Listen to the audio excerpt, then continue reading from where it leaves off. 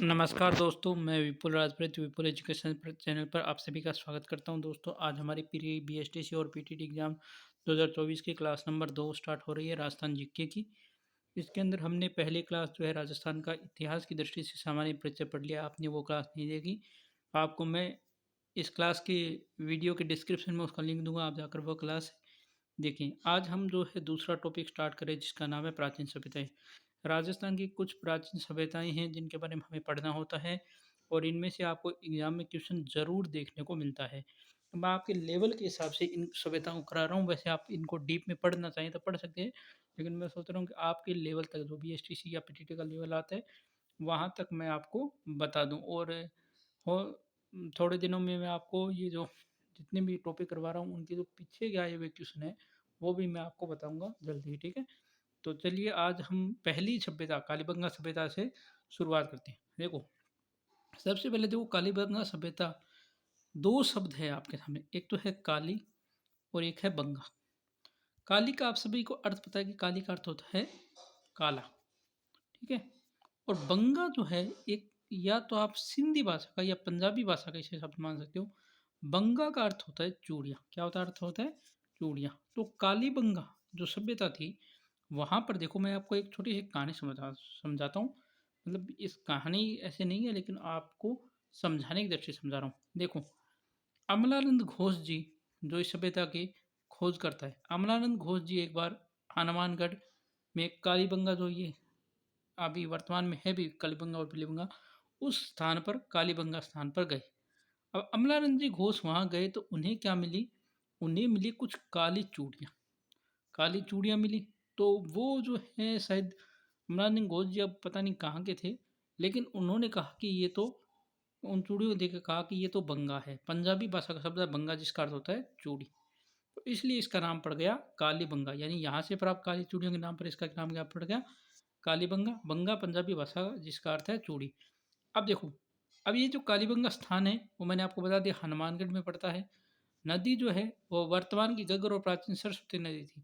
तो अमलानंद घोष जी क्या किए कि एक बार हनुमानगढ़ गए और हनुमानगढ़ जो घग्गर नदी है वहाँ के किनारे कालीबंगा नामक स्थान पर गए। वहाँ पर उन्हें मिली चूड़ियाँ, तो वह नाम पड़ गया कालीबंगा, ठीक है। अब अमलानंद घोष जी ने देखा कि ये जो सभ्यता है ये हड़प्पा से पहले की सभ्यता है, यानी हड़प्पा से भी प्राचीन सभ्यता को उन्हें साक्ष्य मिली। तो उन्होंने कह दिया कि ये भी भाई हड़प्पा से पहले की सभ्यता है, तो हड़प्पा पूर्व की सभ्यता है।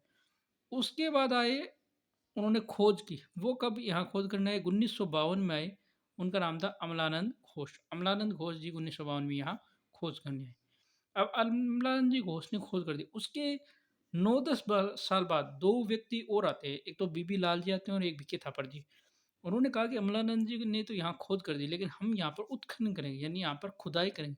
खुदाई करेंगे तो हमें पता चलेगा कि यहाँ पर और क्या क्या चीज़ें मिली है। तो इन दोनों ने 61-62 में की खुदाई। किसने? बीबी लाल और बीके थापर ने यहाँ पर की खुदाई।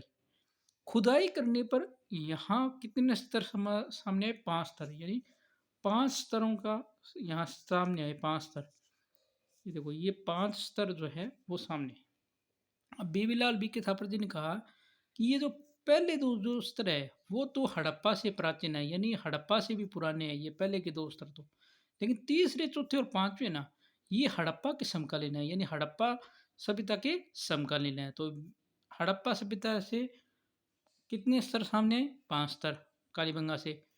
उसमें से कितने हड़प्पा से प्राचीन थे? पहला और दूसरा। तीसरा चौथा पांचवा क्या थे? हड़प्पा के समकालीन। अब देखो, ये जो कालीबंगा नगर है ये सुव्यवस्थित रूप से बसा हुआ नगर है, यानी एकदम पूरा व्यवस्थित बसा हुआ नगर था। मकान बनाने में यहाँ मिट्टी की ईंटों को धूप में पकाकर प्रयुक्त किया जाता है, यानी मकान बनाते थे जो मिट्टी की ईंटें थी उनको धूप में पकाकर प्रयुक्त किया जाता है, ऐसे वहाँ पर साक्ष्य मिले। यहाँ जो मिट्टी के बर्तन थे उनके अवशेष पतले और हल्के थे, और यहाँ की मिट्टी जो बर्तनों का रंग था वो क्या था? लाल था, यानी बर्तनों का रंग क्या था? लाल था। उसके बाद है एक, यहाँ अमरान घोष बीबीलाल और बिक्की थापर जो घूमते घूमते एक स्थान पर पहुंचे तो उन्हें ऐसे लगा कि ये एक खेत है जो जुता हुआ है। उन्हें लगा कि ये खेत है और ये जुता हुआ खेत है, और एक इस खेत में एक नहीं दो फसल होने के प्रमाण है। इसलिए उन्होंने कहा कि यहाँ पर जुते हुए खेत के साक्ष्य मिले और दो फसल के प्रमाण भी उन्हें मिले खुदाई में। उसके बाद उन्होंने एक बच्चे की कंकाल की खोपड़ी मिली, एक बच्चे की कंकाल की खोपड़ी थी जिसके खोपड़ी में 6 छिद्र थे। तो उन्होंने अंदाज़ा लगाया कि उस समय की शल्य चिकित्सा पद्धति यानी मस्तिष्क शोथ की कोई बीमारी थी उसका इलाज माना जाता है। फिर उन्हें मिली खिलौने की एक बैलगाड़ी, फिर हवन कुंड के भी मतलब वहाँ पर प्रमाण मिले, फिर लकड़ी की वहाँ पर नालियाँ मिली यानी लकड़ी की नालियाँ मिली और बेलनाकारे मोहरे मिले। ये सारी चीज़ें उन्हें वहाँ पर मिली। तो ये हमने आज कालीबंगा सभ्यता पढ़ ली। कालीबंगा सभ्यता में आपको ध्यान रखने वाली बातें मेन है कि जिला कौन सा है? हनुमानगढ़, नदी पूछते घग्गर। हड़प्पा से पूर्व की सभ्यता है। नामकरण काली चूड़ियों के आधार पर। बंगा शब्द पंजाबी भाषा का शब्द, अर्थ होता है चूड़ियाँ। उसके अलावा खोजकर्ता कौन थे? अमरानंद घोष जी। कब की? 52 में ये खोजकर्ता थे। उत्खननकर्ता कौन थे? 61-62 में बीबी लाल और बीके थापर जी। कितने स्तर सामने आए? 5 स्तर सामने आए। पहले दूसरे कौन से? हड़प्पा सभ्यता से भी प्राचीन। तीसरे चौथे पांचवें हड़प्पा के समकालीन। सुबह स्थित नगर था। मकान बनाने में मिट्टी की ईंटों को धूप में पकाकर प्रयोग किया जाता था। इसके अलावा मिट्टी के बर्तन जो है अवशेष पतले थे, बर्तनों का रंग लाल था। इसके अलावा यहाँ से जुते हुए खेत के साक्ष्य और उसके साथ साथ खेत में 2 फसलों के प्रमाण मिले हैं। बच्चे के कंकाल की खोपड़ी में 6 छिद्र से मस्तिष्क शोथ बीमारी का पता चला। इसके अलावा खिलौने की बैलगाड़ी, हवन कुंड, लकड़ी की नालियाँ और बेलनाकारे मोहरे मिली। तो ये कालीबंगा सभ्यता यहाँ पर पूरी हो जाती है। नोट्स मेकिंग पैटर्न पर है। टेलीग्राम चैनल विपुल एजुकेशन पर आपको इसकी पीडीएफ है मिल जाएगी। तो यह था आज का वीडियो। अगर वीडियो पसंद आए तो इसे लाइक करें, शेयर करें, कमेंट करें और चैनल पर आप पहली बार हैं अभी तक चैनल को सब्सक्राइब नहीं किया, चैनल जरूर सब्सक्राइब कीजिएगा बेल आइकन टी दबाकर। धन्यवाद। जय हिंद, जय भारत, शुभ रात्रि।